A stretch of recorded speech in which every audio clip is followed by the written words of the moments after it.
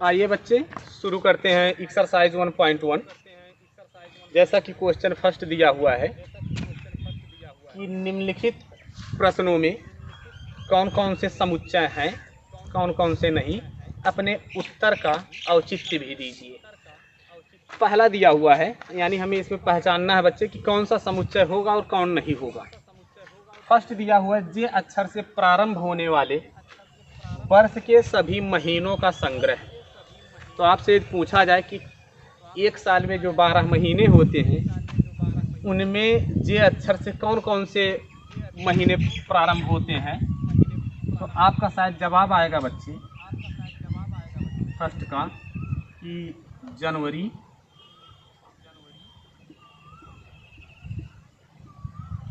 जून, जुलाई। तो जनवरी, जून, जुलाई किसी से भी पूछा जाए बच्चे कि जे अक्षर से कौन कौन से महीने प्रारंभ होते हैं, तो प्रत्येक बच्चे का यही जवाब होगा सर जी जनवरी, जून, जुलाई। यानी ये जनवरी, जून, जुलाई सुपरिभाषित है, अतः यह क्या होगा बच्चे, समुच्चय होगा। तो आप इसका औचित्य लिखोगे कि जे अक्षर से प्रारंभ होने वाले महीने जनवरी, जून, जुलाई हैं, जो कि सुपरिभाषित है, अतः यह समुच्चय होगा। सेकेंड दिया हुआ है भारत के 10 सबसे अधिक प्रतिभाशाली लेखकों का संग्रह। तो अभी आपको बताया कि जो भारत के 10 प्रतिभाशाली लेखक हैं वो एक बच्चे के लिए प्रतिभाशाली हो सकते हैं और दूसरे के लिए नहीं हो सकते। यानी यहाँ पर तुलना हो गया, और ये तुलना हुआ जैसे आप कोई चीज़ पसंद करते हो, हमें नहीं पसंद, या आप ही को पसंद होगा, आपके माँ बाप को नहीं पसंद। तो ये ज़रूरी थोड़े कि जो चीज़ आप चाहते हो वही चीज़ दूसरा व्यक्ति भी चाहे। तो जो सेकंड कहा है बच्चे भारत के 10 सबसे अधिक प्रतिभाशाली लेखकों का संग्रह, तो इसमें आप लिखोगे कि यह समुच्चय नहीं है, क्योंकि एक व्यक्ति के लिए कोई लेखक प्रतिभाशाली हो सकता है और दूसरे के लिए प्रतिभाशाली नहीं हो सकता है।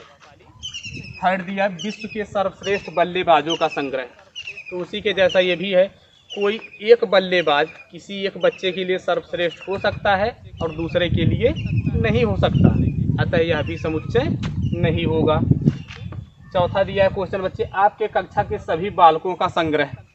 तो जो कक्षा में बालक होते हैं वो डिफाइन होते हैं बच्चे, बालक यानी लड़के अलग होते हैं, लड़कियां अलग होती हैं, यानी ये सुपरिभाषित है। तो आप लिखोगे कि कक्षा के बालकों का संग्रह सुपरिभाषित है, अतः यह समुच्चय होगा। इसी तरह से कुछ आगे क्वेश्चंस हैं। इसमें बच्चे क्वेश्चन नंबर 5 दिया हुआ है 100 से कम सभी प्राकृतिक संख्याओं का संग्रह। तो 100 से कम प्राकृतिक संख्याएं आप देख सकते हो, 1 हो गया, 2 हो गया, 3 हो गया, 4 हो गया, सो ऑन 99, यानी ये सभी भी परिभाषित हैं। तो आप इन्हें भी बोलोगे कि जो 100 से कम प्राकृतिक संख्याएं हैं ये भी कैसी होंगी, समुच्चय होगा, और ये सुपरिभाषित हैं बच्चे। आगे दिया हो लेखक प्रेमचंद्र द्वारा लिखित उपन्यासों का संग्रह। तो जो लेखक प्रेमचंद्र द्वारा लिखित उपन्यास हैं वो भी सुपरिभाषित हैं, अतः यह भी क्या है बच्चे, समुच्चय है। अगला दिया हो सभी समपूर्णांकों का संग्रह। तो लिख दोगे सभी समपूर्णांक भी सुपरिभाषित हैं, अतः यह समुच्चय है। लास्ट दिया हुआ बच्चे इस अध्याय में आने वाले प्रश्नों का संग्रह। तो जो इस अध्याय में क्वेश्चन आ रहे हैं वो भी निश्चित ही हैं, सभी बच्चे एक ही चीज़ बताएंगे सर इतने क्वेश्चन हैं, तो ये भी सुपरिभाषित है, अतः यह समुच्चय होगा। लास्ट दिया विश्व के सबसे अधिक खतरनाक जानवरों का संग्रह। तो कोई जानवर किसी एक के लिए खतरनाक हो सकता है और दूसरे के लिए नहीं हो सकता, क्योंकि आप देखते हो आप अगर जो किसी जानवर को अपने घर पर पाले हो तो आपको तो नुकसान नहीं पहुंचाता, लेकिन दूसरे को पहुंचा सकता है नुकसान। तो ये हम नहीं कह सकते कि जो सभी जानवर हैं वो खतरनाक ही होते हैं, अतः यह सुपरिभाषित नहीं है और यह समुच्चय नहीं होगा। आइए बच्चे देखते हैं क्वेश्चन सेकंड इसी एक्सरसाइज का।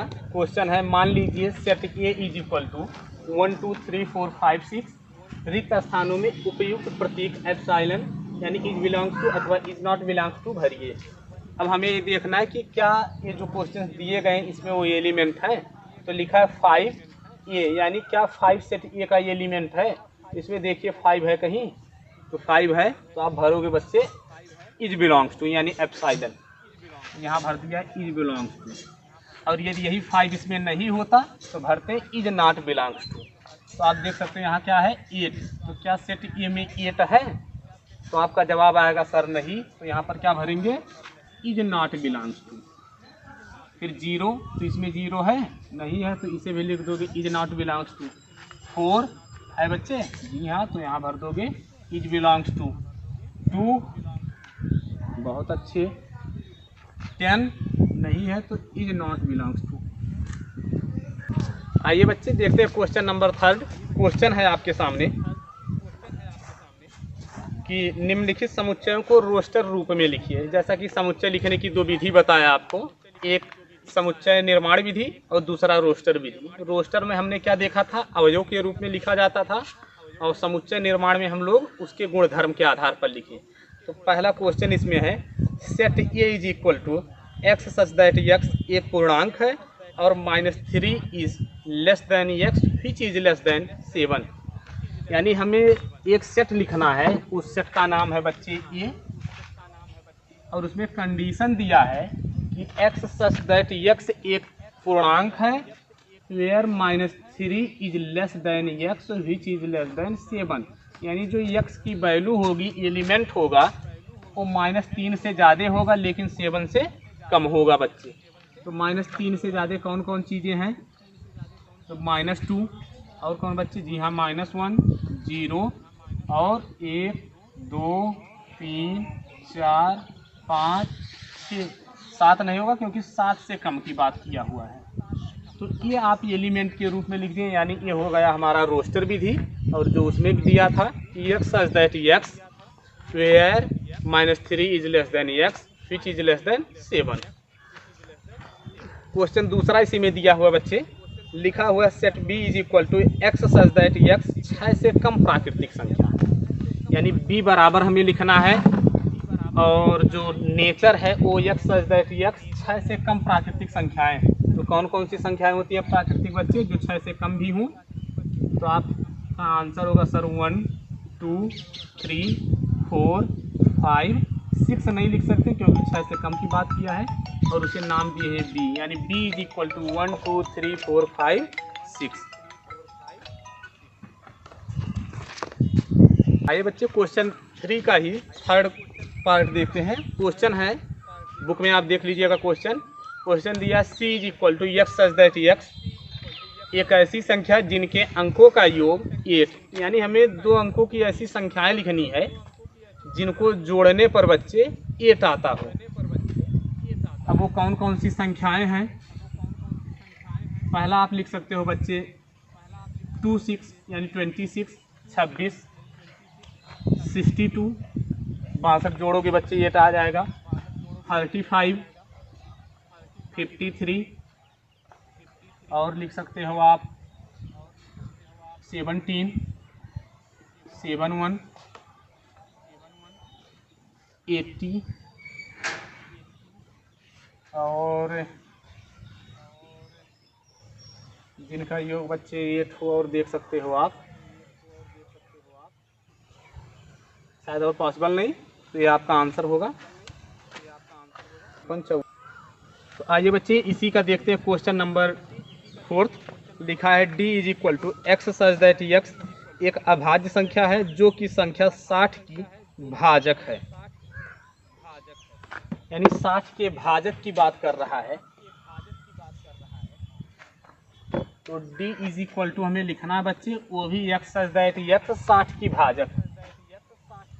तो आप 60 के को फैक्टर निकाल लीजिए, अभाज्य गुणनखंड 30,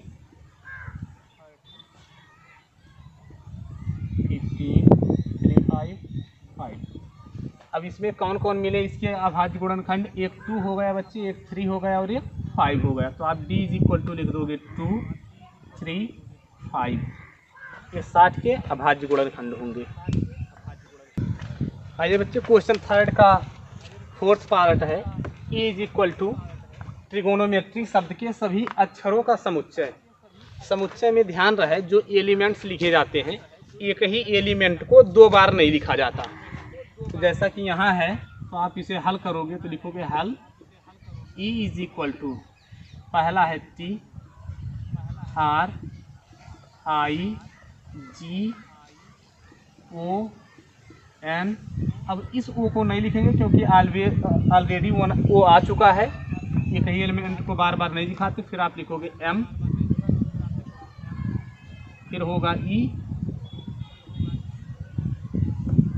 टी लिख चुके इसलिए टी नहीं लिखा जा सकता, आर लिख चुके बच्चे आर नहीं लिखा जा सकता, और वाई, ये होगा इसका आंसर। तो ध्यान रहे जब भी आप किसी अक्षर वाले शब्द को लिखने का प्रयास करिएगा इंग्लिश के, तो वहाँ पर जो भी यदि एक लेटर 2 बार आया हो तो उस लेटर को बार बार मत लिखने का प्रयास करिएगा, एक ही बार लिखा जाता है लेटर। आइए बच्चे, क्वेश्चन नंबर 4 दिया हुआ है, निम्नलिखित को समुच्चय निर्माण रूप में लिखिए। अभी तक हम क्या कर रहे थे, समुच्चय निर्माण दिया था रोस्टर रूप लिखे, अब की बार रोस्टर रूप दिया है समुच्चय निर्माण रूप लिखना है। यानी यहाँ पर हमें गुण पहचानना कि ये किस गुण के आधार पर दिए हुए हैं। तो पहला आप देख सकते हो 3, 6, 9, 12, ये 3 के गुणज है बच्चे। तो एक आप लिख सकते हो, इसे कुछ भी मान लो, A is equal to X such that X, एक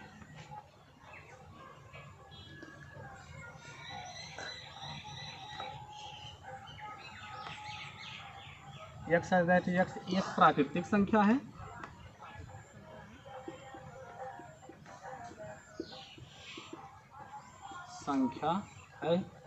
जो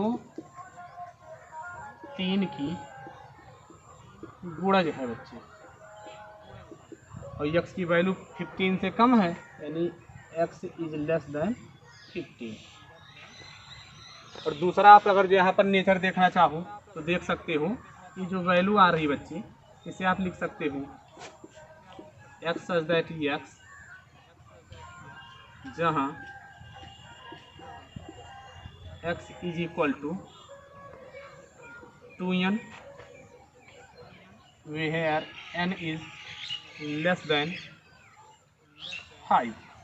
अब यहाँ n की वैल्यू आप 1 रखोगे बच्चे तो 3 मिल जाएगा, 2 रखोगे तो 6, 3 रखोगे 9, 4 रखोगे तो 12 आ जाएगा। तो आप दोनों नेचर में से जो नेचर आपको अच्छा लगे उस नेचर को आप लिख सकते हो।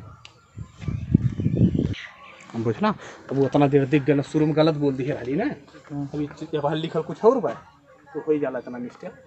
अब ये देखी तो ये लिखल का है तो देखी, समझला बात कि नहीं? बंद गई थी नहीं, अभी ना बंद, ये छोड़ लगाए छोला बस ओकर बाद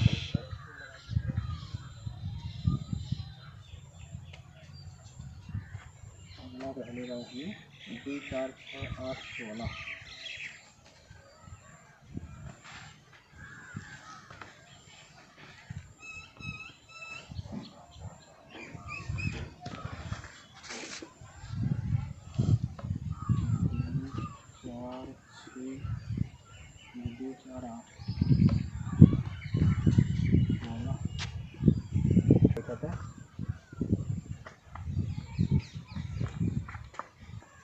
आइए बच्चे देखते हैं क्वेश्चन इसी का सेकंड, लिखा 2, 4, 8, 16, 32। आप यहाँ नेचर पहचानने का प्रयास करिए। चलिए सेट इज इक्वल टू ही लिखा, एक्स सच दैट एक्स, ये भी नेचुरल नंबर ही है, एक, चलो प्राकृतिक संख्या छोड़िए, X such that X, X is equal to, ये आप देख सकते हो 2 पावर 1, 2 पावर 2, 2 पावर 3 बच्चे 2 पावर 4, 2 पावर 5 के फॉर्म में है, यानी 2 पावर n के फॉर्म में। और ये जो n है ये नेचुरल नंबर है, यानी लिख सकते हो n is an element of natural number, और जो n की वैल्यू है वो 5 से कम है बच्चे, इसे भी आप दिखा सकते हैं n इज ग्रेटर देन 5।